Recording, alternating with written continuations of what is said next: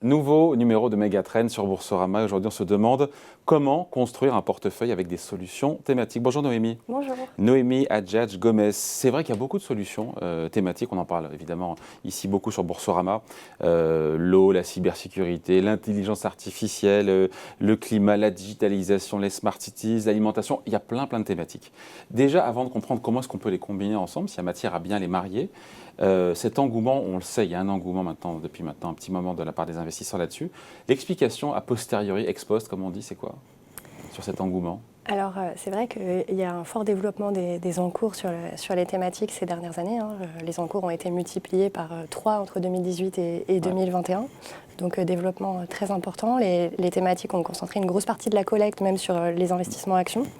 Comment on explique ça? Nous, on pense qu'il y a 2 raisons. Première raison, c'est que ça a du sens. Il y a un lien fort entre les thématiques et les méga-tendances qui façonnent notre monde, donc l'innovation technologique, le climat, les inégalités, l'urbanisation, les évolutions démographiques, aux gens, etc. Qui les touchent, qui leur donne envie Exactement. d'en être. Donc ça a du sens, ça parle à tout le monde, première raison. Et deuxième raison, il y a un intérêt de plus en plus marqué pour tout ce qui est investissement responsable, que ce soit pour des raisons de conviction ou même tout simplement pour répondre aux différentes réglementations qui sont en fort développement sur le sujet. Et il y a un lien fort aussi entre gestion thématique et investissement ESG, voire investissement à impact. Donc, en synthèse, on pense que les thématiques, ça répond vraiment aux attentes des investisseurs qui sont en quête de sens, en quête de durabilité et d'impact positif sur la société. Avec des performances qui ont été au rendez-vous depuis maintenant 2 ou 3 ans, un peu chahutées effectivement depuis maintenant quelques mois avec ce resserrement monétaire aux États-Unis. C'est vrai qu'on empile parfois un petit peu, sans le savoir, dans son portefeuille des thèmes. Est-ce que c'est une erreur? Est-ce qu'il faut se poser des questions de savoir si vraiment il faut combiner, panacher, marier certaines thématiques entre elles? Il faut se poser ces questions-là? Tout à fait. Jusqu'à maintenant, c'est vrai que la question ne se posait pas forcément, puisque les thématiques étaient... Déjà, il n'y avait pas tant que ça de thématiques. Il y a quelques années, on parlait seulement de la thématique du vieillissement. Aujourd'hui, il y en a beaucoup qui sont de plus en plus diversifiés en termes de secteurs, de zones géographiques, de capitalisation, etc.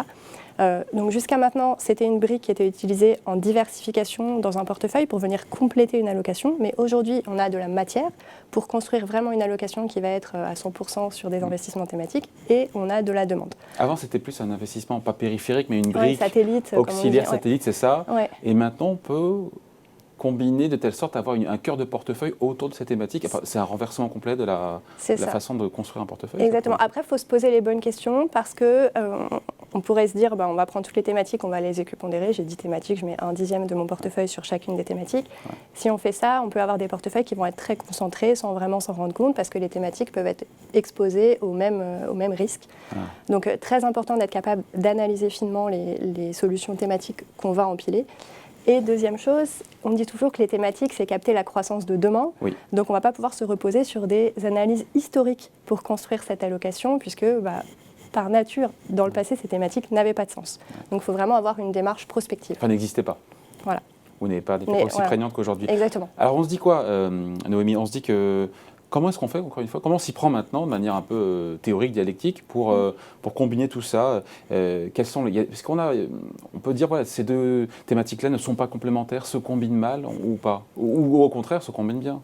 Alors nous, ce qu'on fait, c'est qu'on essaye d'avoir une analyse à 2 niveaux. On va construire une première allocation qu'on appelle stratégique parce que c'est un horizon long terme, donc plutôt un horizon de 3-5 ans.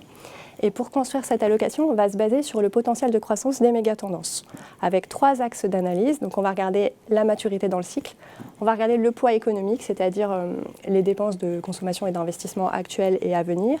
Et on va regarder aussi ce qu'on appelle l'investissabilité. L'investissabilité, c'est notre capacité à trouver des supports d'investissement, à construire des univers qui vont pouvoir tirer parti de ces méga-tendances. Parce qu'avoir une idée de thématique avec une croissance porteuse en tête, c'est une chose. Trouver des actions et des valeurs des entreprises qui sont cotées en bourse, dans lesquelles investir, c'en est une autre. Il y a des thématiques sur lesquelles c'est plus compliqué. Ouais. Donc on regarde le potentiel de croissance des méga-tendances.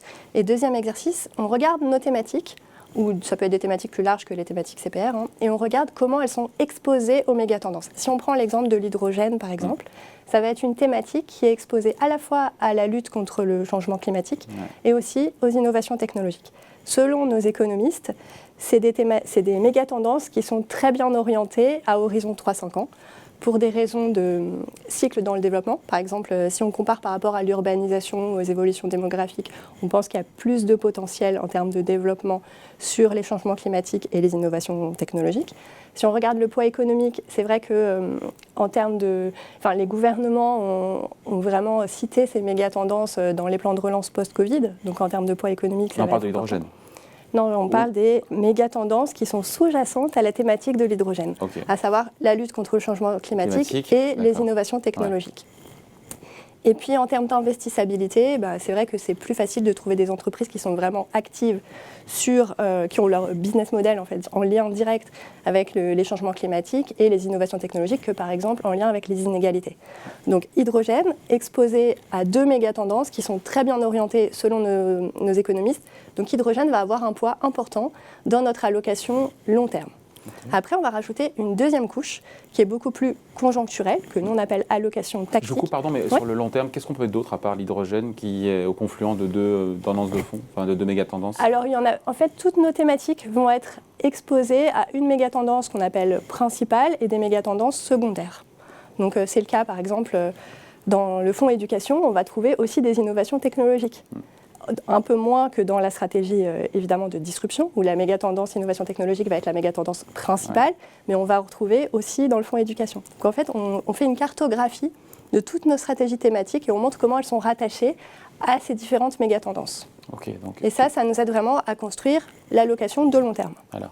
Qu'on croise aussi avec donc, une allocation de court terme plus conjoncturelle. C'est ça, donc l'allocation plus conjoncturelle, là pour le coup, ça va être vraiment l'expertise du gérant sur l'environnement de marché et le profil de risque des thématiques. Les thématiques vont avoir des profils de risque très différents. Par exemple, si on regarde notre thématique sur la chaîne de valeur alimentaire, ça va être un profil de risque beaucoup plus défensif que la thématique de la disruption, qui va être plus exposée aux valeurs de croissance.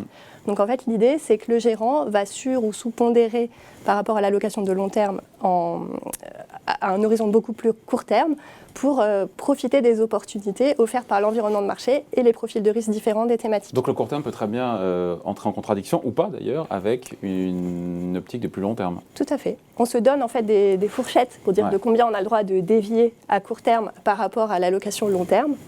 Mais voilà, c'est comme ça que... Pour le particulier qui nous regarde, il doit quand même se dire, les partenaires qui nous regardent, c'est pas simple à faire de marier, encore une fois, de bien combiner, panacher les thématiques, d'autant qu'il y a autant de profils d'investisseurs que thématiques, voire plus.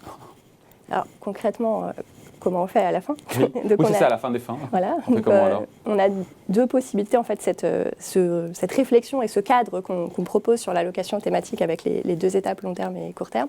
En fait, on peut l'appliquer soit directement pour des clients qui voudraient des solutions clés en main sur les fonds qu'on propose, qui sont construits avec nos solutions thématiques et qui ont des profils de risque différents, qui peuvent s'adapter aux attentes des clients. Donc on a des fonds d'allocation thématique 100% action, mais on a aussi des poches d'allocation thématique au sein de fonds diversifiés, donc avec une composante obligataire pour avoir des profils de risque plus équilibrés. Et deuxième possibilité, on travaille aussi avec les intermédiaires financiers pour proposer plutôt des prestations de conseil. Donc l'idée, c'est soit de les aider à construire une allocation cohérente. Donc là, l'idée, c'est vraiment de faire cohérente avec le profil de leurs clients. Exactement, du sur-mesure. Sur-mesure en termes de briques, c'est-à-dire les fonds thématiques sous-jacents ne vont pas forcément être que les fonds CPR, on peut enrichir avec d'autres briques, et en termes de profil de risque, justement. Et deuxième possibilité, c'est vrai que les investisseurs ont eu tendance à empiler les fonds thématiques ces dernières années, et donc l'idée, c'est de regarder tout ça en termes de profil de risque et remettre de l'ordre, exactement. Bon voilà, merci beaucoup. Explication signée Noémie Hadjadj Gomes. Merci beaucoup. Merci. Megatrend revient dans 2 semaines sur Boursorama.